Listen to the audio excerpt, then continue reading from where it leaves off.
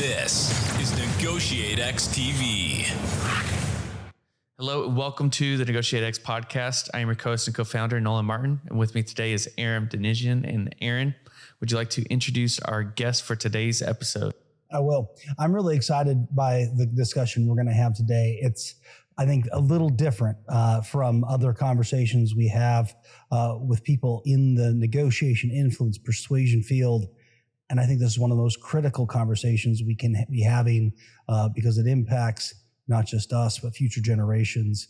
And so I'm really excited by where we're going to go. And I hope that listeners will stay with us through both of these episodes that we're going to release to get the full understanding of what Mr. Ian Rowe is going to share with us, both from his book, but more importantly, from the work that he's doing. So, folks, Ian Rowe is with us today. He's a senior fellow at the American Enterprise Institute, where he focuses on education and upward mobility, family formation, and adoption. Mr. Rowe is the co-founder and CEO of Vertex Partnership Academies, a new network of character-based International Baccalaureate public charter high schools opening in the Bronx in 2022, and is the chairman of the board for Spence-Chapin, a nonprofit adoption services organization that provides adoption and adoption support services. Mr. Rowe is a senior visiting fellow at the Woodson Center and a writer for the 1776 Unites campaign. He is a trustee at the Thomas B. Fordman Institute and a senior advisor for the Foundation Against Intolerance and Racism, F.R.E.E., Parents Defending Education, and the National Summer School Initiative, NSSI.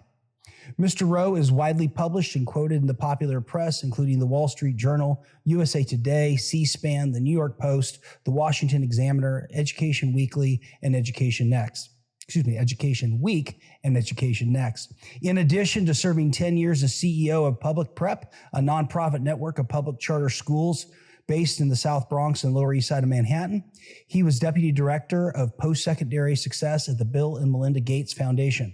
Mr. Rowe won 2 public service Emmys while serving as the senior vice president of strategic partnerships and public affairs at MTV. He was the director of the strategy and performance measurement at USA Freedom Corps office in the White House and co-founder and president of Third Millennium Media. Mr. Rowe was also a senior staff member for Teach for America in its early days.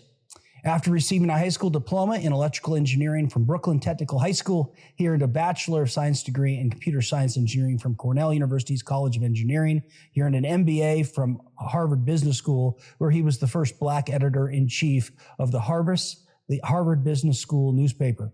Serving as an elected school board member, he resides in Pelham, New York, with his wife and 2 children. Ian, thank you very much for being with us today. Well, Aram and Nolan, thank you for that introduction. I'm exhausted just listening to it. If you hadn't done so much, it'd be shorter. I know we can shorten it, and I think it's helpful for folks to understand where it is you're coming from and all the amazing things you've done. We're going to jump right into it, Ian. I have really enjoyed reading your book.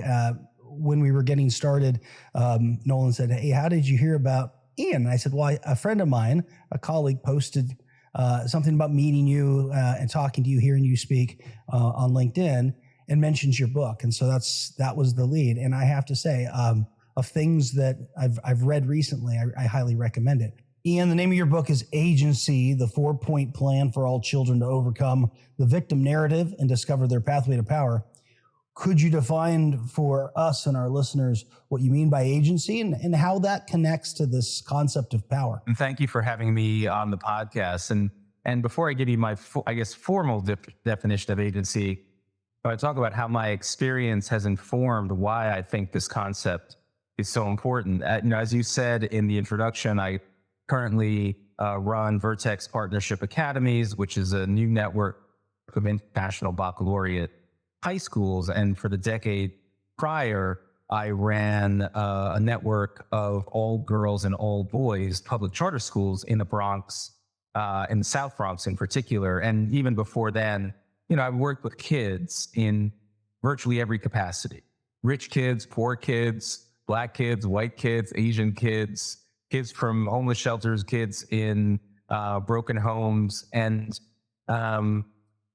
what's been interesting is that when I've seen kids who are raised in certain challenging situations, some have succumbed to those conditions. Like they have recreated the disadvantage within their own lives. And yet there are others who grew up, maybe in troubled single parent homes, deep poverty, and yet somehow they were able to make different sets of decisions that have allowed them to embark on a life of prosperity. And the animating question of my life has been, what makes the difference? Right? What is it that allows young people to understand that they don't have to be a victim of their own circumstance? And so in the kids that I've seen as they entered into young adulthood, who were able to visualize a different sense of their future, my observation is that they had a sense of agency, that they were not victims, that they were architects of their own life, that they could craft their destiny. But it didn't just come out of nowhere. So I observed 4 major factors that were common amongst those kids that seemed to arrive at a different place in their lives. The first is in just family. So regardless if they came from a troubled single-parent household or a dysfunctional, even married 2-parent household or domestic violence, somehow the family that they're from didn't restrict the health of the family that they formed. Right? And we can talk a little bit more about things like the success sequence, and we'll talk about that. But that was one of the first fundamental things that I've observed, that the cycle of disadvantage partially ended because the family you formed was very different than the family that you came from. The second major observation that I saw in kids, again, in my own experience, is that they typically had a personal faith commitment. Didn't matter if they were Christian, Buddhist, Muslim. It was just that they lived by a moral code. And not only that they lived by a moral code, they were part of a community of people that they were in kind of rituals of support. So each week, whether you went to temple or church, you were part of a community that loved you and reinforced these expectations of the moral code. So that's just was a key observation, this idea of a personal faith commitment. The third big observation that I've seen in young people who transcended their current condition was that they benefited some way from educational freedom or school choice. So they had the opportunity to go to a school that was much more right-sized for them. So that could mean a charter school, a private school, a religious school, but somehow, again, even regardless of circumstance, their family, their parents, somehow they were able to go to a great school. And then the very last sort of common element that I saw is that these kids had what I call an entrepreneurial spirit. They were problem solvers in their own lives. And so this is really important, because if you have a strong family that you form, if you have a strong personal faith commitment, if you've benefited from educational freedom or school choice, that usually creates the foundation for you to be more entrepreneurial, to be more of an informed risk taker in your own life. So those 4 elements, family, religion, education, entrepreneurship, I started to see that could be a framework that I call FREE, family, religion, education, entrepreneurship, as a pathway. So if more young people knew about that arc of decision-making, then they could cultivate more agency in their own lives. Yeah, the quote that I wrote down from your book that I loved was, just as velocity is not just speed, but rather speed and direction, agency is more than free will. It is free will guided by a moral sense of right and wrong. Did I get that? Yeah. No, that's exactly right. And because we all have free will, right? We all have the ability to exercise decisions with our own lives. But as we've seen, there are lots of people who have free will who do some terrible things, right? So the question is, how do you wield your decision-making power over your own life? And that's why the FREE framework, I think, is so important, Because agency, just you said, is not just free will, it's free will guided by moral discernment. So where does your ability to become morally discerning come from? And that's where I argue this framework of family, religion, education, entrepreneurship can help you get there. So for example, within family, there's some data that I often talk about called the success sequence. And that is a series of decisions that if you finish just your high school degree, then get a full-time job of any kind, just so you learn the dignity and discipline of work. And if you have children, marriage first. If you follow that series of decisions, 97% of the people who follow that series of decisions avoid poverty. And the vast majority enter the middle class or beyond. If you don't know that that framework exists and you live in a community where the predominant family structure is single parenthood and absent fathers, that you would never know that there's a way to make decisions around that first big F, that first big anchor of agency. And so that's why I really try to have this empowering message of what young people can do if informed with the right kind of information. So Ian, kind of want to take a step back here for our listeners and kind of build on what you had already kind of talked about here, but could you help describe what you see as the need for agency for every child in this country, regardless of socioeconomic background and status? So part of the reason I run schools, especially in low-income communities, is that I want students to know that they can do hard things.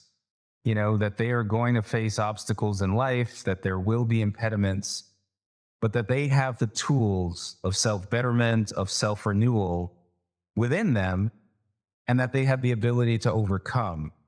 And to your question, unfortunately, I've sensed two emerging meta-narratives in our country that are really telling young people all the things that they cannot do, right? That based on certain characteristics of their personhood, their race, their gender, they're inherently a victim or marginalized. And I see these two narratives, I call these two narratives, one is blame the system, and the other is blame the victim. In the blame the system narrative, that's a view of America, country, as an inherently oppressive nation. That if you're of a certain skin color, if you're Black, there's a white supremacist on every corner, or capitalism itself is evil, or if you're a woman, you're inherently marginalized and behind the eight ball. And that these forces in our country are so overwhelming, so overpowering, so discriminatory, so powerful that you are powerless to overcome them. And obviously that kind of narrative is very debilitating and robs young people in particular of a sense of agency. But on the other side, I sense this narrative of I call blame the victim. In that narrative, America's not the problem. I mean, America's great. America's the land of opportunity. In the blame the victim narrative, you're the problem. You haven't pulled yourself up by your own bootstraps. You haven't taken advantage of all these opportunities that this country provides for you. Now, of course, the problem with that narrative is that it ignores what happens when a 7-year-old is growing up in a community where they may not have access to resources or a strong family. I mean, in the district in which I just opened high schools, of the kids that started 9th grade in the year 2015, 4 years later, only 7% graduated from high school ready for college. That means 93% started high school and either dropped out or they actually did earn their high school diploma, but still could not do math nor reading without remediation if they were to go to college, right? So only 7%. So if you're a 12-year-old, like you can't solve that problem, right? So there are some structural barriers. And so we don't want to at the same time we call for personal responsibility, we also can't ignore some of the structural barriers that do exist. So those narratives of blame the victim and blame the system, to me, add up to a singular lie that tells young people that you can't do hard things, that you can't overcome these large forces, or it's your fault if you haven't done so. And that's why I felt agency could be an empowering framework that is an alternative to those narratives. What I loved about in your book are the pictures that you put in there. Nolan and I, both being Army guys, we like pictures over words, Ian. So even though it's beautifully written, and so whether we reference and just tell folks, hey, go read the book, obviously, but the images between kind of the blame the system, blame the victim, and then this free approach, to me, it just really brought it, kind of made it very obvious what it was you were conveying. Yeah, well, there are a couple of images I have in the book. Well, one I have in family, which I thought was important just to get a sense of how I experienced the kind of stability and support that allowed me to have a sense of agency in my own life. But in the book, I have a chart that many people may have seen. It actually depicts equity and equality, and essentially it depicts equality. Several people are trying to watch a baseball game, and there's a fence, and they all have the same size box as supports, and one is able to see over the fence, but another isn't. But then in equity, you notice that in order for everyone to have the same outcome, they literally have taken a box away from one of the individuals and doubled up someone else, like a very Marxist, but it's a powerfully visual depiction, which shows from each according to their ability to each according to their need. It's a very Marxian socialist concept, and it's a false view. And it says equity is a better outcome, and it's not. It's a forced top-down zero-sum game which robs everyone of agency. That was the image, by the way. So you corrected me, and thank you for that. Language is so important. So you're talking about the difference between equality and equity. And as we continue to frame the problem, I don't know do we need more there? The definitions around discrimination, privilege, these are words I feel like get thrown around a lot these days. Oh, yeah. And do they help or hinder the conversation that you're trying to lead us to have? I think what you're asking is very important, because definition of terms is so important. Like, equity is not equality. The way that equity is now used, it's interesting. When I went to Harvard Business School, equity had a very different meaning than it is today. When I went to Harvard Business School, equity was something everyone was trying to get. Like, you could get equity in this company called Google, or Amazon, because equity meant your opportunity to have ownership in an enterprise of unlimited potential. Equity today means something very different. Equity today means the absence of disparities by certain identity groups, right? And so the way to achieve equity means that you've got to eliminate those disparities between groups. You've got to force equal outcomes by group, right? So if in certain reading outcomes, if a certain percentage of Black students is reading at, let's say 23% of Black students are reading at grade level, and 42% of white students are reading at grade level, then in order to achieve equity, both of those groups have to equal the same, which, by the way, I'm using real numbers. So even if all Black students suddenly were to equal white students, you'd have mediocrity, because we've never had a situation in our country where even a majority of white students are reading at grade level. So closing disparities by group is a false goal. It's actually it's a goal. All it would achieve is universal mediocrity. And so equity is this search to close group disparities and the lazy explanation that any disparity must be caused due to discrimination within that group. So if there's a disparity of outcomes of blacks versus whites, then that must be racism. Equality is something completely different. Equality of opportunity is for individuals, where equity is all about absence of disparities by identity group. Equality of opportunity is focused on individual. And as a result, equality of opportunity accepts the reality that you're not going to be equal at the end of the day in terms of results, right?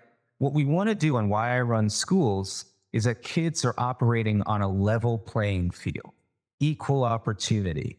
Do I have access to a great school? Do I have access to great teachers? Do I have access to schools with high expectations?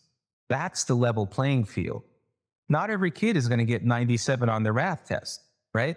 Not every kid is going to be the superstar soccer player. So you accept the differences that occur in one's life. But that's not equity. Equality of opportunity for individuals is what our country was founded on. It's why I think individual agency is so important. But equality is not equity. And I think it's really important that we all really define these terms so that we're consistent about what we're talking about. Also continue kind of setting up the problem, and we're going to get to some of the work you're doing in just a moment.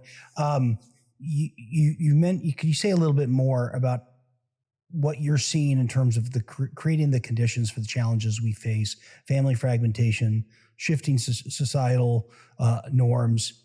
How are these things kind of leading in? And then, and I don't want to throw too much at you one time, but you quote Yuri, is it Yuri Bronfenbrenner? Yuri Bronfenbrenner, yes. His work. And I just wonder about the process, what I love, the process by which an infant transforms into an effective member of society.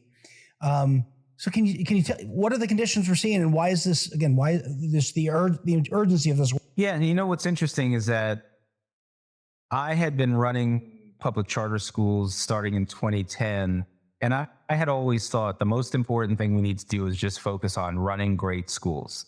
Obviously, family is important, but I didn't really understand the central role it plays in the human development until I was 6 years into running these public charter schools. We had just moved our headquarters from Manhattan to the South Bronx, 149th Street and 3rd Avenue, because we had huge demand in the South Bronx. All of our future schools we were going to open there. So we said, let's move our headquarters.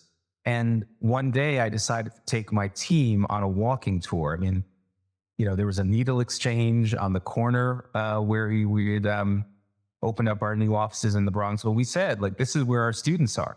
And so we should have our headquarters here.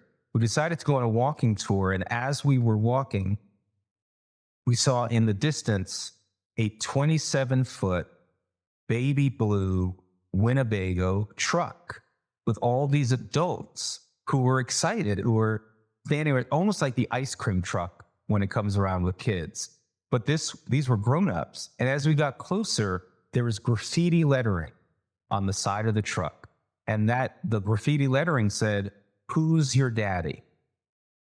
Well, it turned out that the Who's Your Daddy truck was very well known in this area of the Bronx. And it's a mobile DNA testing center where low-income folks are spending somewhere between $350 and $500 to answer questions like, could you be my sister?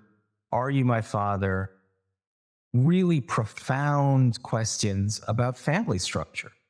And as I really started to dive in and do more research, I discovered that the non-marital birth rate in this community was about 85%. And then I really started looking into numbers of women 24 and under. And that's when it really struck me. Throughout the country, women 24 and under who have children, about 71% of those babies are born outside of marriage. Within the white community, it's 61%. Within the black community, it's 91%. And you have to say that there are always exceptions, that some of these kids are going to grow up with single mom who was able to overcome, every leap and bound to be successful for their kid. But the vast majority are on a pathway for another cycle of disadvantage, for poverty, domestic violence.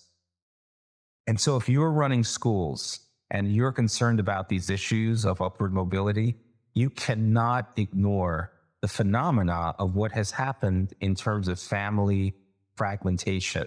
And it was at that moment, in 2016, that I decided I couldn't just speak about running great schools. I also had to help the next generation, the rising generation, think differently about their decision related to family formation. The non-marital birth rate of all babies in the United States now for more than a decade is more than 40% of all kids across race. And I discovered Urie Bronfenbrenner because he created something called the bioecological model of human development. And it's really common sense. But basically what he was able to identify was that if you put a baby at the center and imagine a series of concentric circles around that baby, radiating out by which circle has the greatest influence, not surprisingly, the tightest circle, the one that has the greatest proximity, is your family, your mom, your dad, your siblings. And then if you radiate out a little bit more, you might see your school. You radiate out a little bit more, you might see your church. You radiate out a little bit more, you might see your neighborhood. You radiate out a little bit more, you might see government, public policy, media, popular culture.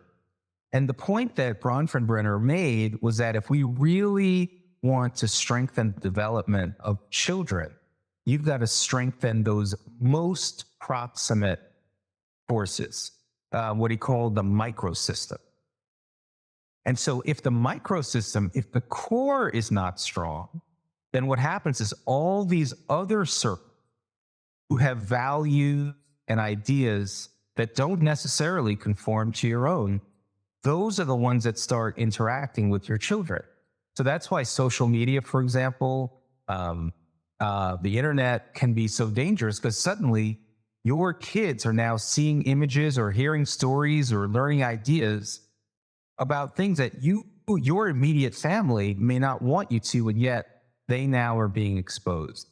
So the combination of Bronfenbrenner's bioecological theory plus this realization of the explosion, particularly in non-marital births, just made it clear to me that I had to step out more to acknowledge what a lot of us know but don't really talk about, which is the breakdown of the family is one of the most fundamental causes of the issues that we see so many kids confronting as adults. Thanks for taking that work on. It probably would have been easier just to focus on great schools. You know what? If you're a school leader and you're being honest about what the challenges that young people face, and you don't confront the family question, you're being disingenuous. Basically, we need to run great schools, but if we're not talking to young people about what their future decisions are, particularly as it relates to family, they will be on a perpetual cycle of disadvantage. Hey everyone, Nolan here. I have to jump in and end today's podcast for part A of the show. Be sure to rate, review, and subscribe to NEGOTIATEx podcast if you haven't already. And also join us next week for part B of this awesome interview. Hey, thanks for checking out this video on NEGOTIATEx TV. If you found any value at all, please hit the subscribe button, hit the notification icon if you want to be notified of future videos. And then we also have a couple videos over here that you might be interested in checking out. If you and your small business, your team are looking to get negotiations or leadership training, then you can head over to NEGOTIATEx.com and learn more about the coaching services we offer. Thanks, and I'll see you over the next video.